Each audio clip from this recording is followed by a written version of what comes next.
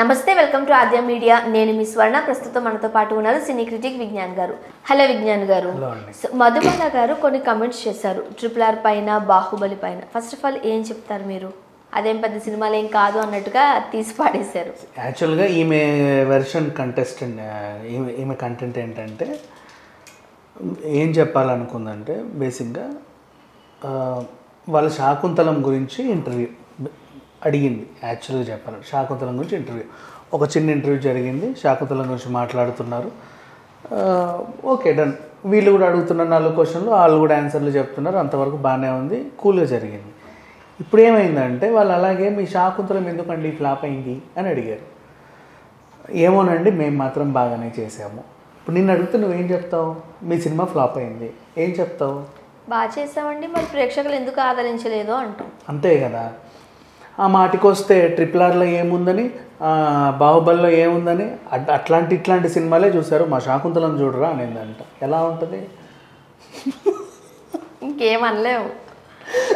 అంటే RRRలో కథ లేదని మనకి తెలుసు, అదొక సినిమాటిక్ లిబర్టీ తీసుకున్న స్టోరీ. బాహుబలిలో లాజిక్ లేదని కూడా మనకు తెలుసు, అది కూడా ఒక లిబర్టీ తీసుకొని తీసిన స్టోరీ. కాకపోతే కూర్చున్నంతసేపు కళ్ళకు కట్టినట్లు చూపించారు. ఎమోషన్స్ కనెక్ట్ అయ్యాయి, సాంగ్స్ కనెక్ట్ అయ్యాయి, విజువల్స్ కనెక్ట్ అయ్యాయి, వాళ్ళ యాక్టింగ్ కనెక్ట్ అయింది, వాళ్ళ ఫీట్స్ ఏం చేసినా కనెక్ట్ అయిపోయింది. చివరికి VFX కూడా కనెక్ట్ అయింది. అవునా కదా? అంతే.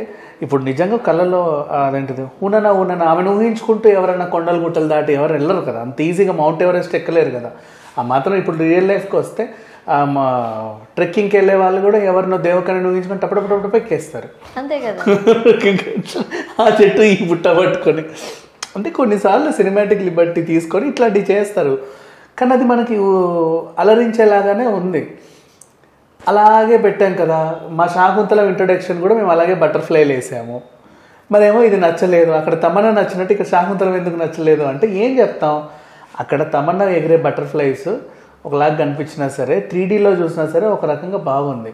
ఇదేంటంటే 3Dలో మొత్తం అన్ని మన మొహం మీద పడ్డాయి, సమంత కనపడలా. 3D చేయడం కాదు, ఏది మనకి ఎక్స్పీరియన్స్ ఇస్తే అది కూడా కావాలా. నీ తెర మీద ఉన్న అన్నీ వచ్చి మా మొహం మీద పడిపోతే ఎందుకు 3D? నాకు ఆ ఫీల్ రావాలి కదా. ఇక్కడ జరిగింది అది నిజంగా. అంటే తమన్నాకు కూడా ఇట్లా ఒక టైప్ ఆఫ్ వాలి ఇట్లా పెట్టినా కూడా లాస్ట్కి ఆమె మాయమైపోయినట్టుగా ఒకసారి పెట్టారు, జస్ట్ అట్లా. ఇక్కడ ఏంటంటే మొత్తం ఒంటి నిండా బటర్ఫ్లైలు పెట్టేసి అవన్నీ ఒకసారికి వచ్చేస్తాయి. సో ఆ ఫీల్ రాలేదు నీకు. ఇంట్రొడక్షన్ సీన్లో తమన్నా శాకుంతలం కనబడకపోతే ఇంకెందుకు నీ శకుంతలం? అంతే కదా. బటర్ఫ్లైస్ అయితే సరిపోతాయి. అప్పుడు ఆయన కోసం ఎతకడానికి అనన్య నాగల్లా ఇంకో కళాఖండం ఇద్దరు వెళ్ళారు. ఎతుకుతాయనే నెమలను అడిగారు, వాళ్ళని అడిగారు, అది వెళ్ళి చూపించింది. సరే అవన్నీ బాగున్నాయి కలర్స్. మళ్ళీ లాస్ట్గా శాకుంతలం కనబడలా. దుష్యంతుడు కూడా ఎతుకుతున్నాడు. ఇన్ని ఉన్నాయి. అంటే ఇంట్రొడక్షన్ సీన్ ఒకటి ఫెయిల్ అయింది. ఎక్కడైనా సరే ఇంట్రొడక్షన్ సీన్ అనేది చాలా మందికి అక్కడే ఇంట్రొడక్షన్ మీద ఒక నెగిటివ్ పడిపోయింది అన్నారు. ఇంట్రొడక్షన్ సీన్ మనకు హత్తుకుంది అంటే చాలు, ఇంకా వెళ్ళిపోతుంది. తర్వాత ఏమున్నా చూస్తాం. అండ్ నెక్స్ట్ అడవిలో శాకుంతలని నువ్వు అందంగా చూపించాలి అంటే అడవిలో దొరికే పూలు ఆకులతో అలంకరించవచ్చు. మరీ నాసి రకమైన పిచ్చి పిచ్చి పూలతో ఆ మెడలో దండలేసి, చెవులకి చెంబలేసి, ఇక్కడ ఇది కట్టి ఇక్కడ ఇది కట్టి పిచ్చి పిచ్చిగా చేసేసావు. అందంగా కూడా చేయొచ్చు, అంత అందంగా చూపిలా. అండ్ నెక్స్ట్ ఇంకొకటి, సరే ఈవెన్ సమంత ఎలా చేసినప్పటికీ కూడా బాగానే చేసింది ఆ అమ్మాయి.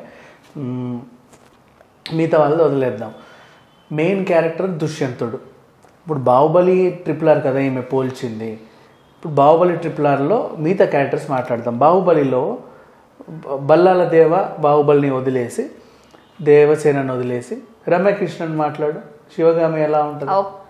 ఒక్క క్యారెక్టర్ నడిపించిందనే చెప్పుకోవచ్చు తన వంతు పాత్రలో. సేమ్ ఇక్కడ ఒక బరువైన క్యారెక్టర్ అంటే కణ్వ మహర్షి. ఆయన దాన్ని అంత ఇంపాక్ట్ చూపిలా. శకుంతల ఎవరితో తిరిగి వచ్చి కడుపు చేసుకుందనగానే ఆయన చాలా హ్యాపీ ఫీల్ అవుతాడు. చాలా హ్యాపీ ఫీల్ అయ్యి దుష్యంతుడితోనా నువ్వు గడిపింది ఎంత సంతోషం అనుకుంటాడు. పోనీ ఇక్కడ గౌతమి అయితే అసలు సున్నా, ఏం లేదు గౌతమి క్యారెక్టర్. అసలు కనీసం ఆ ఫేస్లో ఫీలింగ్ కానీ ఎక్స్ప్రెషన్ కూడా లేదు. మళ్ళీ అంత పెద్ద ఆర్టిస్ట్. సరే అది వదిలేస్తే ఇప్పుడు మళ్ళీ బాహుబలితోనే కంపేర్ చేసుకుంటే ఈవెన్ మురిపాల ముకుంద సాంగ్లో అనుష్కతో పాటు ఇంకో అమ్మాయి చేసే ఆవిడ ఉంది కదా, ఆవిడ ఎంత బాగా చేసింది. ఫేమ్ అయ్యారు ఆమె. అండ్ నెక్స్ట్ అలాగే చివరికి ఒక చెయ్యి లేని నాజరేలా చేశాడు. ఇంతమంది ఇన్ని రకాలుగా చేసాం అంటే ఒక్కొక్క పాయింట్ ఆఫ్ వ్యూలోనే చెప్తున్నా. ఇక్కడ అది లేదు కదా. ఇక్కడ నీవేంటి మేనక ఏం చేసావు అసలు నువ్వు చెప్పు. నువ్వు మేనకలానే లేవు చెప్పాలి అంటే. నరకం చూసాను మేము నేను చూసినంతసేపు నీతో పాటు. అసలు మేనక గుర్తు కూడా రాలా. ఆ రేంజ్ లో చేసేసావు. ఇంద్రుడు క్యారెక్టర్ ఊర్వశి మేనక అంటే వీళ్ళని మించిన అందగత్తెలు లేరు అంటారు ఇప్పటికీ ఎప్పటికీ.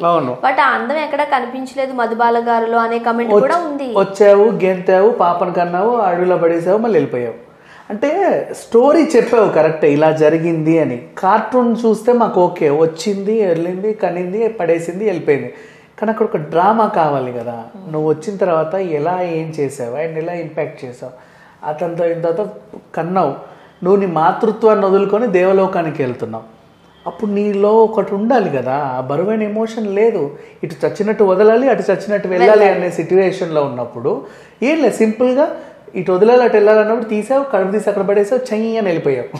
అంటే ఏం లేదు అక్కడ. మళ్ళీ అక్కడికి వెళ్ళిన తర్వాత అమ్మో నా మాతృత్వం ఫీల్ అవుతున్నావు. నీ ఫేస్లో మాతృత్వం కనబడలే నాకు ఎక్కడ. సో ఇప్పుడు నువ్వు చేసిన వ్యాఖ్యలు ఆ సినిమా ఎలా ఉంది, ఈ సినిమా ఎలా ఉంది అంటే అసలు ఫస్ట్ నీ వల్లనే ఫ్లాప్ అయిందని కూడా మొహం మీద చెప్పొచ్చు.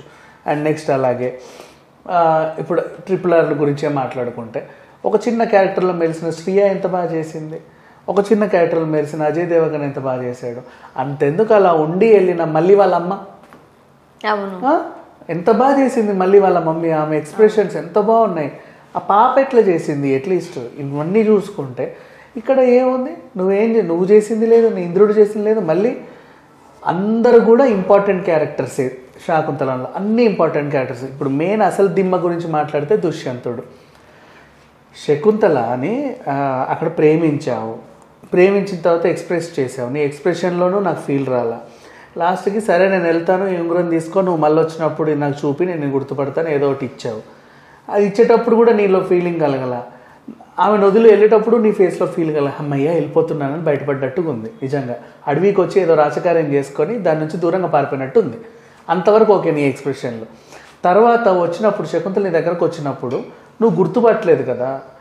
గుర్తుపట్టనట్టుగా సంకోచం అది ఏం లేదు, ఇట్లాగే చూస్తున్నాడు. ఆమె తర్వాత మళ్ళీ ఆమె ఏదో అనింది. తర్వాత నువ్వు ఇక్కడ నుంచి వెళ్ళిపో, నా మీద నిందేసావంటే మా వాళ్ళు నేను బతకనివ్వరు అది ఇది అని చెప్పేసి ఏదో అన్నాడు. ఆమె కూడా అలాగే ఇట్లాగే ఉండి ఇట్లాగే చూస్తున్నాడు ఆమె వెళ్తూ ఉంటే. అండ్ నెక్స్ట్ శకుంతల వచ్చింది, ఉంగరం చూసాడు, గుర్తుపట్టాడు. అయినా సరే ఆ మొహంలో ఒక ఎక్స్ప్రెషన్ కలగదే, ఇట్లాగే చేస్తున్నప్పుడు డైరెక్టర్ ఏం చేశారు, అదే కదా రప్పించుకోవాలి కదా. ఎగ్జాక్ట్లీ గుణశేఖర్ అనాలి ఇవన్నీ కూడా. ఇప్పుడు బాధపడే ఏముంది గుణశేఖర్, ఎందుకంటే వీళ్ళందరూ ఆర్టిస్ట్లే. ఈ లాంగ్వేజ్ లో కాకపోతే ఇంకొక లాంగ్వేజ్ లో వాళ్ళకి మంచి పేరున్న ఆర్టిస్ట్లే. అంటే వాళ్ళకి యాక్టింగ్ వచ్చే ఉంది. ఇప్పుడు కొత్త ఫేసెస్ ఏం కాదవి, మనకు నోయింగ్ ఫేసెస్ కాదేమో కానీ. అంతే. సో ఎందుకు రప్పించుకోలేకపోయారు? డైరెక్టర్ అన్నా చెప్పుకోవాలి, సీన్ అట్లా కాదు బాబు, ఇట్లా కాదు బాబు, అట్లా అది కాదు ఇది కాదు అది. అయినా చేయించుకోవాలా, వీళ్ళు చేయాల.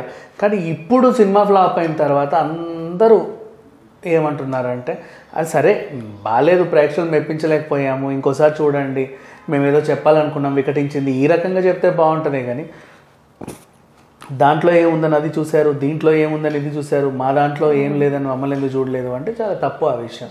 సో ఈ విషయంలో అయితే ఈ అమ్మాయిని నేను అసలు సమర్థించను. ఇంకా చెప్పాలంటే ఈమె వల్లే సగం సినిమాకి మైనస్ అని చెప్పుకోవాలి. Thank you so much.